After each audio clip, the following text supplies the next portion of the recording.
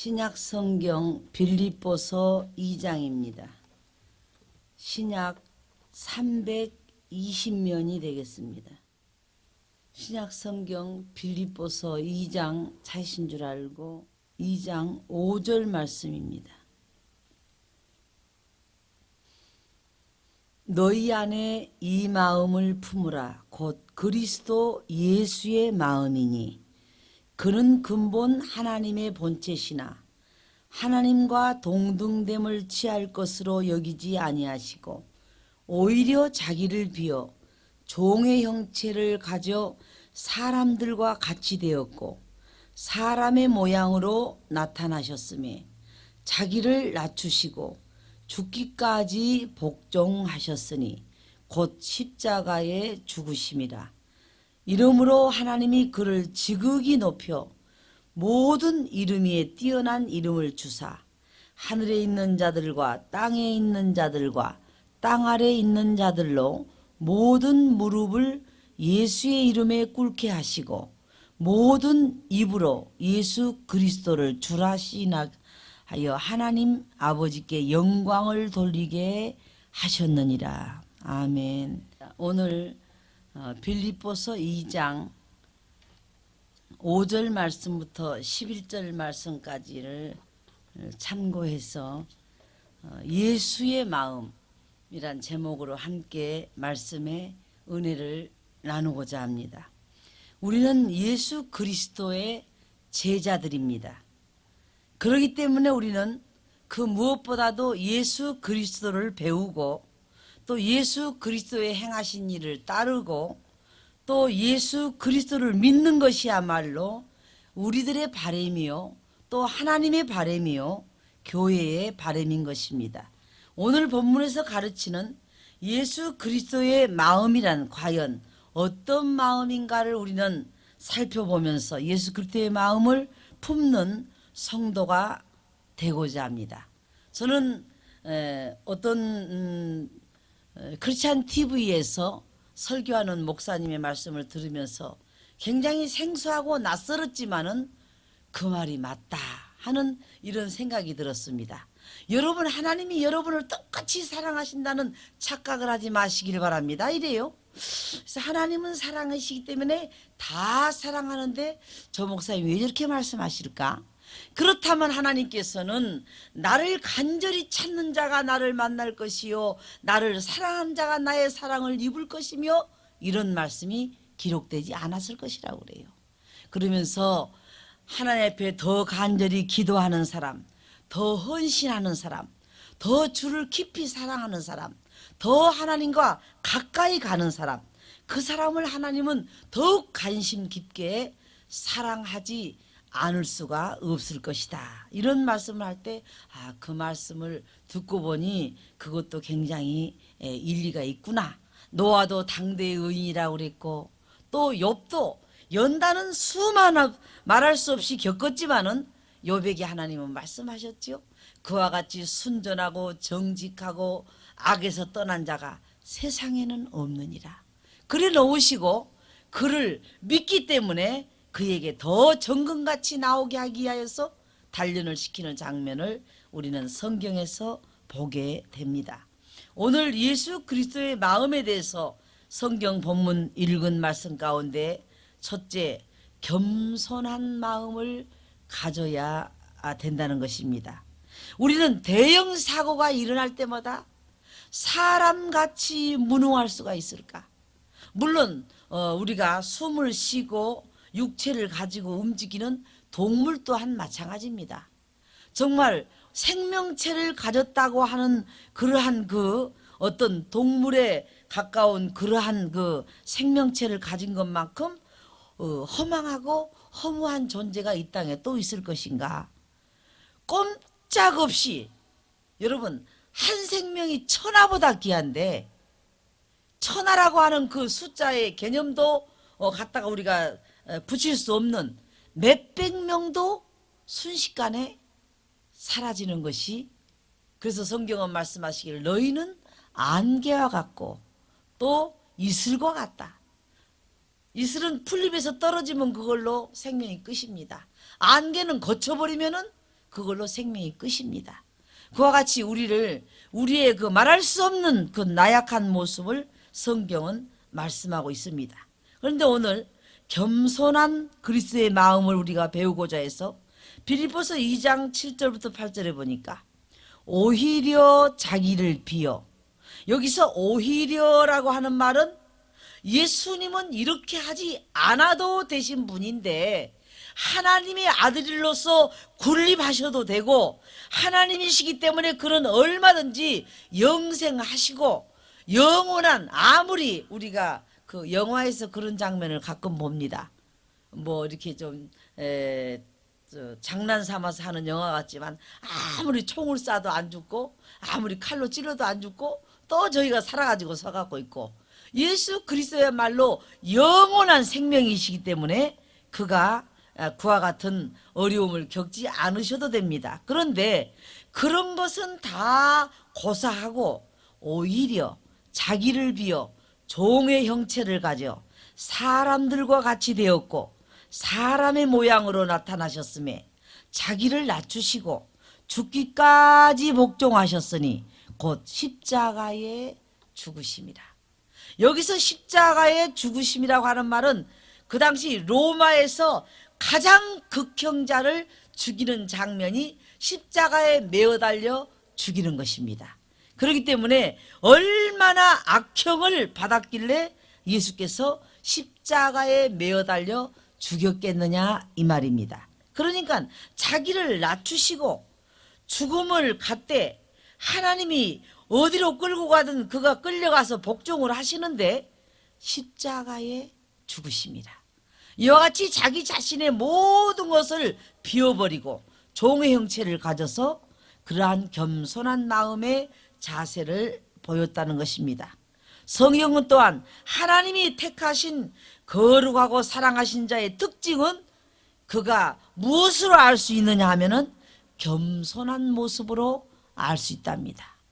모르면서도 아는 것 같이 모든 걸 다 할 수 있는 것 같이 나 정도면은 얼마든지, 여러분 부족한 정도 얼마나 하나님이 훈련을 시켰습니까?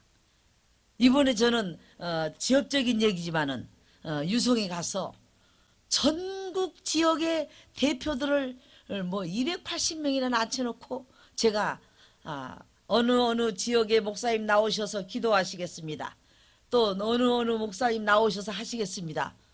아니 하나님이 언젠가부터 그렇게 대한민국 전역에 퍼져 있는 목사님들을 오라 가라 하는 그 권한은 아니지만 그런 일까지 나한테 시키시더라고요. 그걸 보면서 서울에서 살면서 서울에서 하는 일이야 당연한 일이고, 그걸 보면서 하나님 제가 참 하나님 앞에 여기 터지고 저기 터지고 얻어 터지고 야단 맞고 혼나고 또 갔다 그냥 하나님 앞에 밟히고 얼마나 제가 혼나지 않았으면은 그 여자가 얼마나 여러분 외형적으로 보기에도 건방져 보이겠어요. 새파란 여자가 서가지고 대구를 대표한 목사님 이제 나와서 기도해 주시기 바랍니다. 그 목사님들이 자기들끼리 수근수근 하겠어요 안 하겠어요? 이상하다. 뭔 여자가 하나 내려와가지고 여기 이제 말하자면 비유하자면 여기 있는 자가 다 남자가 아니냐. 근데 저 여자는 누구냐? 물론 목사라는 이름으로 왔지만 말 우리가 왜 저 여자가 오라 뭐고 가라 하면 가야 되느냐. 그것이 현실이에요. 그러니까 우리는 하나님이 우리를 쓰기 위하여 얼마나 다듬어 놓고 밟아 놓고 우리를 또 다짐을 받고 우리를 내리쳐 놓고 우리를 앉혀 놓고 그야말로 주저앉게 만들어 놓고 심부름을 시키는가를 우리는 감안을 해야 된다 하는 의미에서 제가 그런 얘기를 하는 것입니다. 하나님이 택하고 거룩하게 사랑하신 자의 특징은 겸손이라고 하는 알맹이가 들어있다는 것입니다. 골로새 3장 12절에 보니까 그러므로 너희는 하나님의 택하신 거룩하고 사랑하신 자처럼 긍휼과 자비와 겸손과 온유와 오래 참음으로 옷 입고, 이렇지 않다면 하나님이 사랑한 자가 아니래요. 나쁘게 말하면 하나님이 관심이 없는 자랍니다. 긍휼함과 자비함과 겸손함과 온유함과 오래 참음으로 옷을 입고 있다고 하면은 그것은 너 하나님의 사람아, 하나님의 사람이라는 것입니다. 또 예수는 겸손하신 자이기 때문에 겸손한 자를 알아보십니다.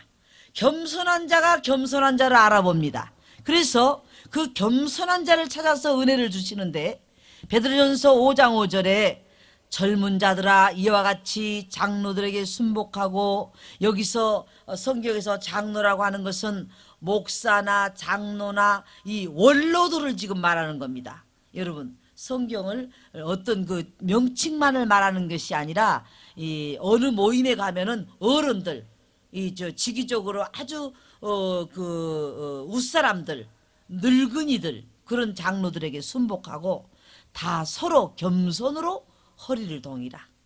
겸손으로 허리를 풀지 말고 묶고 있으라 이겁니다. 하나님은 교만한 자를 대적하시되 겸손한 자들에게 은혜를 주시느니라.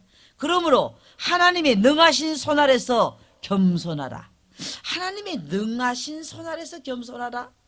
아무것도 할 수 없는 하나님 앞에서 겸손하라, 이런 말이 아니라 능력이 무한하시고 높이기도 하고 낮추기도 하시고 귀족들과 앉게 하시기도 하시고 저 밑에다가 내리쳐 놓기도 하시는 하나님의 능하신 손 아래서 겸손하라.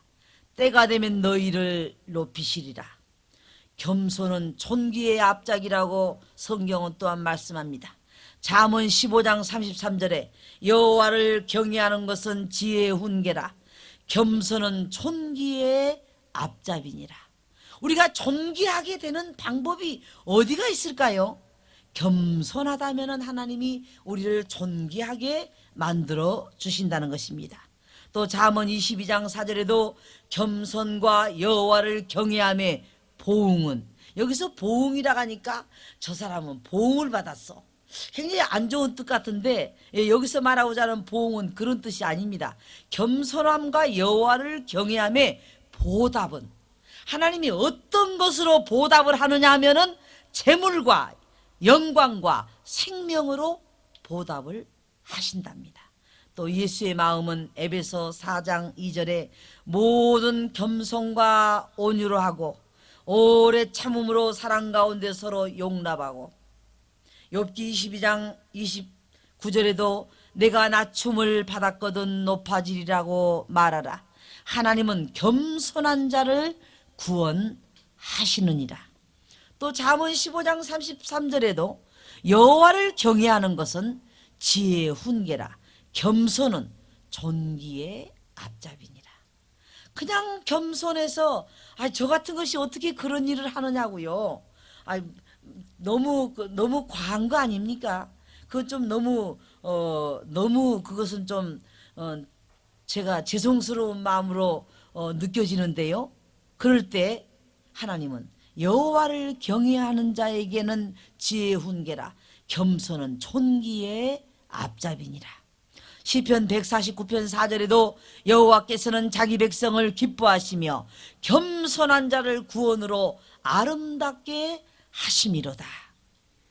이번에 뭐 대통령 축하식을 여기 국회의사당 앞에서 하는데 2만 명가량이 초청을 받는데요. 그런데 여러분, 그 초청은 거기서 음식이 나오는 것도 아니고요. 대통령 취임식 하는데 의자가 이제 여기 플라스틱 의자겠죠. 가볍게 이제 하얀 의자나 한 1000개도 아니고 2만 개가 의사당 그 정문 높은 자리에는 이제 각 나라 수상들이 앉아 있고 쫙 이 길가에까지 이제 다 국회의사당 앞에 길까지 이제 다 차단시키고 이제 의자가 한 2만 개쯤 나와야 됩니다. 이제 그러는데 거기에 초청받아서 지구력이 없는 사람 못 앉아있어. 2시간 동안 그 대통령 취임식을 하는데 오바도 입어야 되고 마우라도 써야 되고 추우니까요. 25일 날인가 한다고 그러던데요. 근데 거기에 초청받았는데 그중에 어젯밤에 TV에 나왔는데 저 경상도에 사는 어떤 구두 닦기, 그것도 어떻게 그 메주가 떨어진 것처럼 얼굴이 한쪽이 나가버린 양반이야. 그러니까 어떻게 어디서 사고를 당한 것 같아요. 근데 그런 사람을 대통령 취임식장에 갖다가 앉혀놓으면 어떡하느냐? 이제 충정스러운 사람들이 이제 그 말을 한 거야. 그러니까 또 저국에서는 그런 사람이니까 더 와야 된다. 대한민국의 대통령은 저기 높은 사람만 돌보는 것이 아니라 그런 서민적인 대통령이니까 그렇게 한쪽이 반 나가본 사람 그런 사람이니까 더 취임식 날 와서 거기 앉았도록 하라. 이제 그 양반은 이제 나가려면 구두 닦기 한 돈으로 이제 하다못해 하다못해 뭐 면바지 하나로 사 입어야지 위에 뭐 하나 걸쳐야지 한참 준비를 해 나갈 거 아닙니까? 그런데도 그게 지금 엄청나게 지금 저 기분이 그게 아니에요. 그러나 저기 대통령 그 연두 교시하고 해마다 저기 국가조창기대에 나간 사람들은 아주 어마어마한 호텔에 가서 몇천 명 모인 데 가서 음식 실컷 먹고 축하하고 앉아서 담화들 하고 그러는데 그 여의도 바람이 쌩쌩 부는 데 가서 뭐하러 앉아 있나. 그러니까 웃는 얘기로 우리는 추워서 불러도 안 갈 거라고. 그러니까 이 모든 게 값어치 있게 생각해야 값어치가 있는데 하나님 앞에 우리가 값어치 없게 생각하다 보면 모든 게 다 안방에 누워 있는 것처럼 따뜻한 게 또 어디가 있겠어. 뭐하러 거기 가가지고 내가 대통령도 아닌데 그렇게 몇 시간씩 또 고생하고 있겠습니까? 어쨌든 하나님 앞에는 여호와께서는 자기 백성을 기뻐하시며 겸손한 자를 구원으로 아름답게 하심이로다. 그 구두 닦기만 하고 아무 혈육도 없는 그런 분이 대통령 취임식에 참석했다고 하는 것은 그분 입장에서는 평생의 영광이죠. 그걸 보면서 참 하나님 앞에 저 사람은 그 날까지 밤잠도 설치고 체중계나 빠지게 생겼구나. 여러분 그게 얼마나 영광스럽겠습니까? 자기의 존재를 인식시켜 준다는 거. 예수께서 오신 것도 섬김을 받으려 함이 아니요 섬기려고 오셨다고 그랬습니다. 마태복음 20장 28절에 보니까 인자가 온 것은 섬김을 받으려 함이 아니라 도리어 섬기려 하고 자기 목숨을 많은 사람의 대속물로 주려 함이로라. 그러니까 예수님이 오실 때부터 내가 하나님의 아들 예수다 나를 섬겨달라 이렇게 하늘에서 오신 게 아니고 많은 그 어려운 자들 하나님께 돌아오기만 한다면 구원의 백성만 된다면은 그들을 뒷바라지 해주고 그들을 섬겨주고 그들을 돌봐주기 위하여 많은 사람의 대속물로 주려고 오셨답니다. 그러니까 자기를 믿기만 하면은 구원 얻게 만드는 그러한 대속물 대신 죽어주는 제물로 오셨다는 거예요.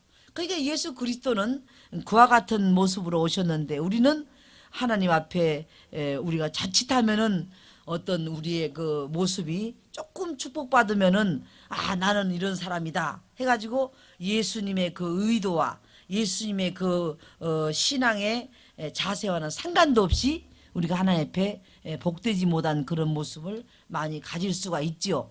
자기 목숨을 많은 사람의 대속물로 주려 함이로라. 미가서 6장 8절에도 사람아 주께서 선한 것이 무엇임을 내게 보이셨나니 여호와께서 내게 구하시는 것이 오직 공의를 행하며 인자를 사랑하며 겸손히 내 하나님과 행하는 것이 아니냐. 하나님이 너희에게 원하시는 그 정말 진정한 내용물이 무엇이냐. 오직 공의를 행하며 인자를 사랑하며 겸손히 내 하나님과 행하는 것이 아니겠느냐. 두 번째로 예수 그리스도는 겸손한 마음으로 오셨지만 두 번째는 희생하는 마음입니다.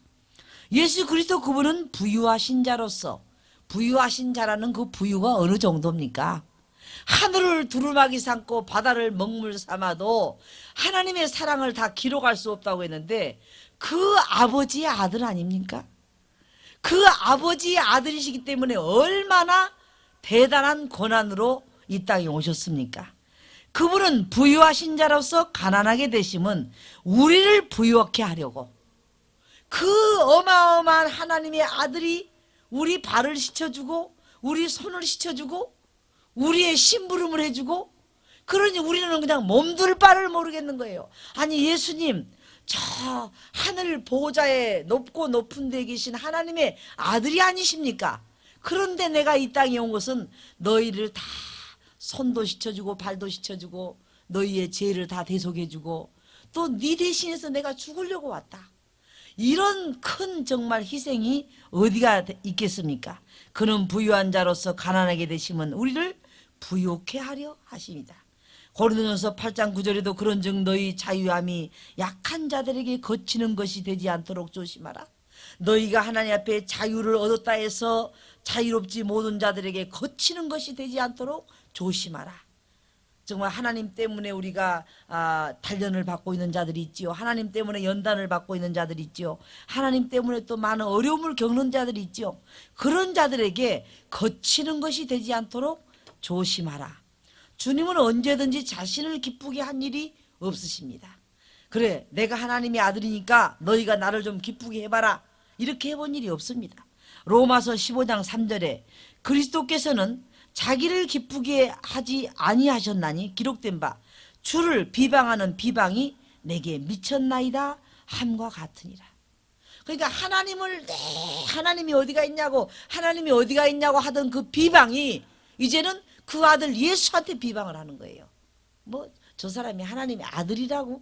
주를 비방하던 그 비방이 그리스도께까지 미쳤다는 겁니다. 저 사람이 하나님의 아들이라고? 아이고 웃겼어. 무슨 하나님의 아들?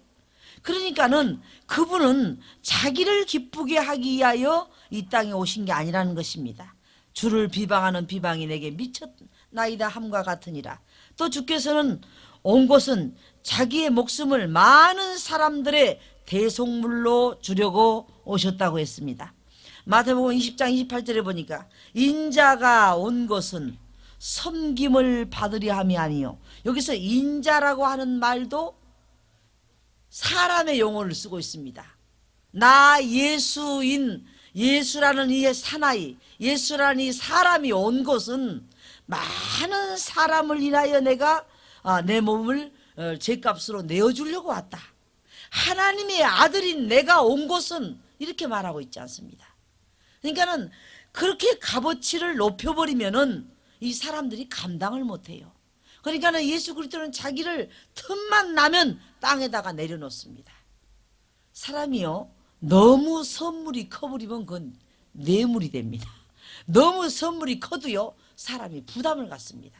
그러니까는 예수께서는 야, 너나 나나 똑같다. 내가 이 인자 사람 인자를 쓰는 거죠. 아들 자자하고 내가 사람이 온 것은 섬김을 받으려 함이 아니라 도리어 섬기려 하고 자기 목숨을 많은 사람의 대속물로 주려 함이니라.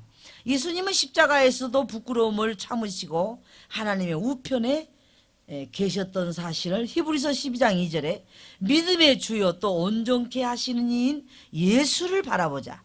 저는 그 앞에 있는 즐거움을 위하여 십자가를 지고 부활 승천하신 다음에 그가 하나님 우편에서 누릴 그 영광을 내다보면서 십자가를 참으사 부끄러움을 개의치 아니하시더니, 개의치 않았다는 말은 언짢은 일로 생각지 않았다 그 말입니다. 아이고 하나님 아들이라 하면서 뭐 십자가나 매어 달려 있고 말이야, 아주 창피하게 매달려 있고 뭐 무슨 하나님의 아들이야. 그런 뭐야, 아무리 앞으로 영광스러운 일이 있다 해도 하나님의 아들이 저렇게 매달려 있는 거 보니까 뭐 나중에 영광 아니라 뭐 영광에 또 영광을 받는다 해도 뭐 별로 그렇게 창피한 일이네. 우리 사람 같으면 그렇게 생각을 합니다. 그러나 예수 그리스도는 저 나라를 다, 내가 처소를 예비하러 간다고 그랬죠. 다 예비돼 있어서 그곳에 가면 영광이 땅보다 수억만 배나 더 엄청난 것을 알기 때문에 이 땅에서는 십자가를 거꾸로 줬든 옆으로 줬든 돌멩이로 줬든 그까진 것은 일도 아니라는 거예요. 그래서 개의치 않았다. 개의치 않았다는 말은 그것은 사건으로 생각지도 않는다는 거예요. 여러분 다른 데 핍박을 당할 때 별로 그렇게 신경 쓰지 마세요. 개의치 않았다는 이 말에 우리 한국어로는 언짢은 일로 생각하지 않았다. 그까짓 게 뭐 언짢은 일이야. 나 그 핍박 때문에 저 나라가 상급이 더 커지는 일이니 더 핍박할 일 있으면 해보라고. 더 나한테 좋지 않은 그런 언짢은 표현을 하고 싶으면 해보라고. 나는 개의치 아니할 테니까. 왜? 그 부끄러움을 참고 나면은 하나님 보좌 우편에 앉으셨느니라. 그와 같이 하나님이 놀라운 은총을 준비해 놓으셨다는 것입니다. 또 고린도전서 6장 20절에도 너희는 너희 것이 아니라 값으로 산 것이 되었으니 그런즉 너희 몸으로 하나님께 영광을 돌리라. 하나님은 성경에 요 근래 와서 우리가 이런 성경을 많이 봤죠. 너희는 너희 것이 아니라 값으로 산 것이 되어버렸다. 그러니까 나는 나로 돼 내가 아닙니다. 예수 그리스도가 마치 주인이 돈을 몽땅 주고 노예를 사가버린 것처럼 우리를 그리스도의 복음으로 사버렸어요. 그러니까 부끄러워도 사갖고 아유 저것 예를 들어서 짐승은 저것도 한 마리의 개라고 저걸 주인이 저렇게 못생긴 개를 사갖고 가는 거 보라고 저걸 집에 가서 키울라나? 이렇게 말하듯이 아이고 저것도 저렇게 게을러 가지고 쓸모없는 사람을 자기 종이라고 사가지고 지금 노예라고 사가지고 가는 거 보라고. 망신은 예수님이 당하게 돼 있어요. 저나 여러분을 하나님이 사신 것 때문에 망신은 예수님이 당하게 돼 있어요. 그러나 예수님은 그런 일들을 상관으로 여기지 아니하시고 값으로 산 것이 되었나니 너희 몸으로 하나님께 영광을 돌리라 그랬습니다. 빌립보 2장 8절에도 또 예수 그리스도는 십자가 위에서 나를 위해 죽으시고 희생하신 주님이십니다. 사람의 모양으로 나타나셨음에 자기를 낮추시고 죽기까지 복종하셨으니 곧 십자가에 죽으심이라.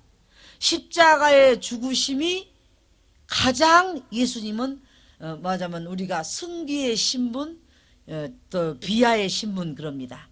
부활 승천하신 것은 하나님 나라에 올라가는 예수님이 높아지는 신분이요, 이 땅에 내려와서 사람의 몸을 입은 것은 비하의 신분, 아주 비천해지는 그런 상황입니다. 예수님이 인간을 입고 아무리 의복을 잘 입고 아무리 나사렛에서 멋있게 돌아다녀도 예수님이 인간이 됐다는 그 자체가 아주 비천하게 되어버린 거예요.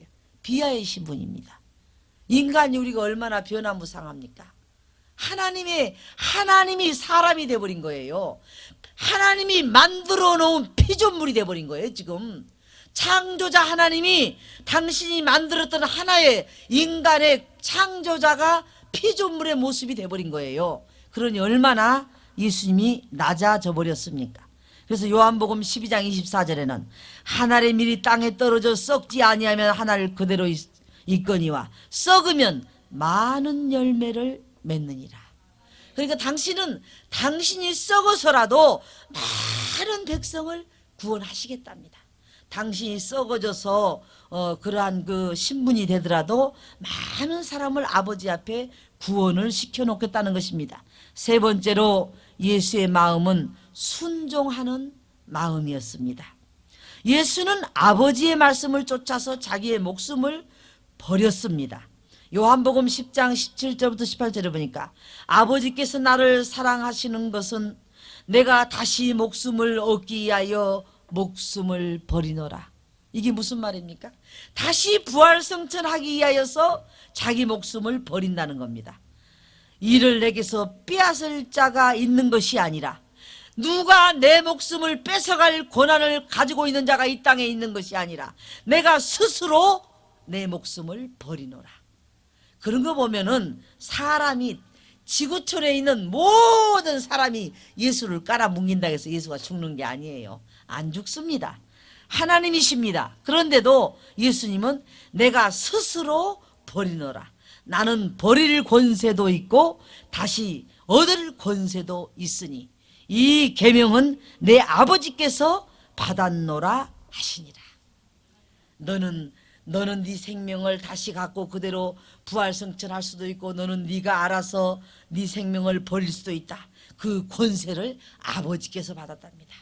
또 우리가 잘 아는 마태복음 28장에도 하늘과 땅의 모든 권세를 내게 주셨으니 제자들에게 너희는 가서 모든 족속으로 제자를 삼아 아버지와 아들과 성령의 이름으로 세례를 주라. 하늘과 땅의 모든 권세를 예수님은 다 받았답니다. 그 권세를 제자들에게 준다고 그랬어요. 정말 하나님께서는 그것이 당연히 하나님의 아들로서 가질 수 있는 능력입니다. 또 한 사람의 순종치 않아 죄인된 것을 순종하심으로 의롭게 했습니다. 로마서 5장 18절부터 19절에 보면 그런즉 한 범죄로 많은 사람이 정죄에 이른 것 같이 의의 행동으로 말미암아 많은 사람이 의롭다 하심을 받아 생명에 이르렀느니라. 한 사람의 순종치 아니함으로 많은 사람이 죄인된 것 같이 한 사람의 순종하심으로 많은 사람이 의인이 되리라. 아담이 범죄에서 다 원죄가 들어와서 죄인을 만들어 버렸는데 예수 그리스도가 순종해서 다 의인을 만들어서 천국으로 데리고 올라간다는 겁니다. 히브리서 5장 7절부터 9절에도 그는 하나님의 아들이었지만은 고난을 겪으며 순종을 배우셨습니다. 우리가 뭐든지 배워야 돼요. 순종도 예수님이 배우셨답니다.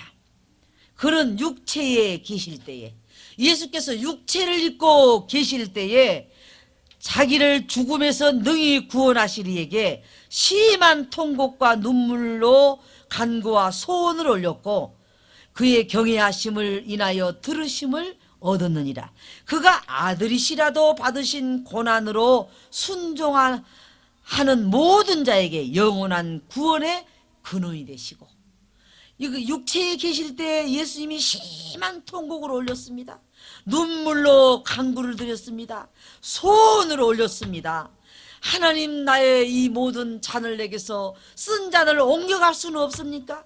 그러나 나의 원대로 마옵시고 아버지의 뜻대로 되기를 원하나이다 하면서 그가 아들이시라도 받으신 고난을 순종하는 모든 자에게 영원한 구원의 근원이 되시고 또 자연도 귀신도 순종한 하나님께 순종하는 우리가 사람이라면 순종해야 마땅하다는 것입니다.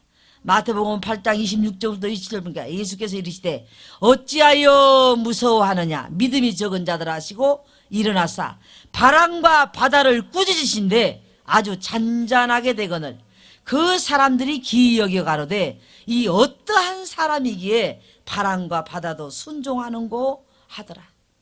이상하다. 예수님이 저분이 어떠한 사람이기에 사람이 가가지고 너 바람 너 안 그칠 거야? 너 파도 너 빨리 너 잔잔하게 안 될 거야? 파도가 귀가 있어요. 눈이 있어요. 그 말을 알아듣겠습니까? 그러나 창조자인 그리스도께서 그의 어떠한 사람이시기에 그가 명령하니까 바람도 바다도 잔잔하게 되는 거. 그러한 바람도 바다도 순종하는데 하물며 인간인 우리가 순종하지 않는다면은 정말 우리는 그것이 우리의 고집이 아니라 하나님 앞에 책망받을 일이죠. 그래서 예수께서는 죽음까지도 피하지 아니하시고 순종한 분입니다. 빌립보 2장 8절에 사람의 모양으로 나타나셨음에 자기를 낮추시고 죽기까지 복종하셨으니 죽기까지 순종하셨으니 이렇게 기록되지 않았어요? 죽기까지 순종하는 것은 그냥 어차피 죽을 운명이니까 죽어야 되겠다 하고 순종하는 겁니다. 그런데 여기서 복종이라고 하는 말은 나의 의사와는 상관도 없이 나를 꺾어서 부러뜨려 본 겁니다. 너 순종 안 해? 너 하나님께 순종 안 하려고 이것이 이 속에서 꾸물꾸물하니 자꾸 안 하려고 요게 자기를 자기가 쳐서 뭐랄까요? 대나무로 말하면 다 꺾어가지고 너 아주 그냥 이 복종은요 꺾어버리는 거예요. 순종은 이렇게 다른 나무는 이렇게 하면 휘어지죠. 대나무는 안 꺾어지면은 툭 부러뜨려 버려. 너 매듭이 툭 부러지죠 그냥. 너 복종을 안 하려고 요거 그러니까 예수님께서도 여기서 보니까 죽기까지 복종하셨다는 말이 굉장히 중요한 말입니다. 순종 정도 갖고 되는 게 아니라 할 수 없고 하지 못하고 안 되는 것도 복종이라는 이름하에 자기 의사를 꺾어버린 겁니다. 곧 십자가의 죽으심이라. 명심보감에는 이런 말이 있다고 그래요. 하늘에 순종하는 사람은 살고 하늘에 거역하는 사람은 망하고 죽는다. 하늘에 거역하고는 살아남을 자가 없다는 겁니다. 사무엘상 15장 22절에는 순종이 제사보다 낫고 듣는 것이 수양의 기름보다 나으니 순종하는 것이 이렇게 떡시루를 갖다 싸놓고 제사 드리는 것보다 낫고 또 하나님 말씀 듣는 것이 수양의 기름을 잔뜩 양에서 기름을 짜가지고 동이로 갖다가 하나님 기름 갖고 왔습니다 하는 것보다 낫답니다. 베드로전서 2장 8절에도 저희가 말씀을 순종치 아니함으로 넘어지나니 이는 저희를 이렇게 정하신 것이라. 히브리서 13장 17절에도 너희를 인도하는 자들에게 순종하고 복종하라. 저희는 너희 영혼을 위하여 경성하기를 자기가 회개할 자인 것 같이 하느니라. 저희로 하여금 즐거움으로 이것을 하게 하고 근심함으로 말라. 그렇지 않으면 너희에게 유익이 없느니라. 신명기 28장 말씀을 한 절만 읽고 말씀을 마치겠습니다. 신명기 28장 잘 아는 말씀이지만 내가 내 하나님 여호와의 말씀을 삼가 듣고 내가 오늘날 내게 명하는 그 모든 명령을 지켜 행하면 내 하나님 여호와께서 너로 세계의 모든 민족 위에 뛰어나게 하실 것이라. 내가 내 하나님 여호와의 말씀을 순종하면 이 모든 복이 내게 임하여 내게 미치리니 성읍에서도 복을 받고 들에서도 복을 받을 것이며 내 몸의 소생과 내 토지의 소산과 내 짐승의 새끼와 우양의 새끼가 복을 받을 것이며 내 강주리와 떡반죽 그릇이 복을 받을 것이며 내가 들어와도 복을 받고 나가도 복을 받을 것이니라. 여러분 들어와도 복을 받고 나가도 복을 못 받는 거 이번에 보셨죠? 그렇게 문화 혜택을 주던 여러분 지하철이 들어가서 화장터가 돼버리네. 나오지도 못하네. 여러분 뭐든지 하나님이 축복해야 돼. 분초마다 우리를 붙들어줘야 돼요. 그냥 여러분 반대로 생각해봐요. 그냥 미친 사람이 들어가갖고 거기다가 그냥 이렇게 불을 하나 붙여서 그럴 것 같으면 어디 하나나 성한 게 있겠어? 미친 사람은 또 왜 일어납니까? 미친 사람도 하나님이 미친 영을 집어넣더라니까요. 저 느부갓네살 왕이 미친 영이 들어가니까 그 맛있는 과일 달아두고 나는 풀 먹을 거야. 그리고 손톱이 독수리 손톱같이 하고 풀을 잡아 뜯어갖고 먹고 있더라고요. 지가 그렇게 하고 싶어서 했습니까? 성읍에서 여호와의 시키심이 아니고서야 어찌 성읍에 재앙이 임하겠느냐. 여러분 참새는 적당히 요즘에 먹을 것 많은데 누가 메추라기 먹고 누가 참새 먹습니까? 참새는 적당히 잡아서 구워 먹으라고 만들어진 짐승까지도 아니고 하여간 그래도 곤충은 아니네. 동물 떼네. 그러나 참새도 하나님이 그렇게 잡아서 잡혀 먹는 것까지도 허락이 없이는 다른 참새가 잡혀. 너는 오늘 죽을 날이 아니다. 이 참새가 죽어라. 여러분 참새가 100마리를 잡아도요 그날 하나님이 허락한 놈만 잡혀. 아무 참새나 잡히는 줄 알아요? 그래서 참새 한 마리가 하나짜리에 팔리는 것도 하나님이 허락이 없이는 팔릴 수 없다 그랬어요. 그러니까 하나님의 허락이 없이 이 땅에서는 되는 일이 없다니까요. 그렇게 무서워서 어떻게 지하철을 타고 오셨어? 그 미친놈이 또 나타날까봐 어떻게 오셨냐고. 그거 다 이유가 없어요. 이유가 없습니다. 거기에서 우리가 안 믿는 사람을 재수가 없어서 뭐가 없어서 우연이 없어요. 구약 성경에 벳셈에 들어간 소가 벗개를 등에다 실어놓으니까 얘들이 어디로 가나 보자 했더니 음메 여호수아 밭으로 가요. 그리고는 거기서 벗개가 놔뒀던 자리로 이 한 번도 벗개를 내보지 않은 소예요. 그런데 옛날에 벗개가 있던 자리로 걔들이 그걸 메고 가서 울면서 거기 가서 탁 쓴단 말이야. 그러니까는 거기에 있던 사람들이 깜짝 놀라는 거예요. 아니 저 소들은 벗개를 처음 매봤는데 어떻게 그 자리를 알고 쟤들이 찾아오지? 걔들이 찾아오나? 걔들도 몰라요. 그냥 갑니다. 하나님이 그들을 너희 이쪽 쳐다보지 마. 이쪽으로 가. 이쪽으로. 그래가지고 여호수아의 밭에 딱 쓰니까 그들이 우연이다 했던 말이 우연은 없다 이렇게 나온 겁니다. 절대 우연은 없다 이 말이에요. 참새 한 마리 잡아서 구이해 먹는 것도 우연이 없다니까요. 그런데 자그마치 몇백 명이 생명이 정말 아비규환이 아니라 그냥 여러분 어느 정도 저는 그 텔레비보다 여러 번 울었어요. 우리 같은 인성을 가졌기 때문에. 그러나 그 가족들은 막 몸을 팔팔팔팔 떨면서 뒤로 이렇게 중풍처럼 넘어간 사람이 많았습니다, 이번에. 그러니까는 그렇게 되고 또 그 가족들까지 병신되는 거예요, 이제. 그 쇼크로. 그 생떼 같은 쇼크로. 늙어서 그런 것도 아니고 뭐 어떤 일이 있는 것도 아니고 뭐 학교 서울대학 합격했다고 뭐 백화점에 뭐 꽃 사러 가다 그러고 뭐 다 사연도 아름답더만. 응? 아주 그냥 다 건설적이야, 사연이. 놀러 가는 게 아니야. 지금 내일 어디 가야 되고 뭐 해야 되고 그냥 아주 나쁜 놈들만 잡아놓은 게 아니요. 오늘 하나님 앞에 절대 정말 우연은 이 땅에 없습니다.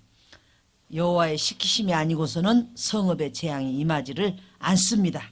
하나님 앞에 그렇게 생각할 것 같으면 이거 진지 오래돼 갖고 여기 앉았다가 이거 무너질까봐 우리 못 앉아 있어요. 아니란 법이 어디가 있어? 그 기차가 저기 지하철이 그렇게 뭐 1000몇 도였다면서 열기가 그렇게 불타갖고 한 하장터에서 그렇게 많은 시체를 태우기도 대한민국 건국 이래 처음일걸요? 그게 어디 인력으로 되는 일입니까, 그게? 아주 뭐 그냥 대한민국을 다 준다 해도 나는 안 타 죽은다고 그 속에 안 들어갈 거예요. 그런데 그럴 일이, 그러니까 우리가 1분 후에 일어날 일을 모르는 겁니다. 그래서 우리는 정말 하나님께서 너희는 앙겐이라 너희는 이슬이다. 어느 도시 가서 장사해서 일을 벌이라는 자들아 내일 일을 알지 못하는도다. 그러면 알아요 하지 말고 예 맞습니다. 모릅니다. 우리는 하나님의 말씀만 더 우리가 신뢰를 하게 되는 것입니다. 이 시간 찬송가 403장 부르겠습니다.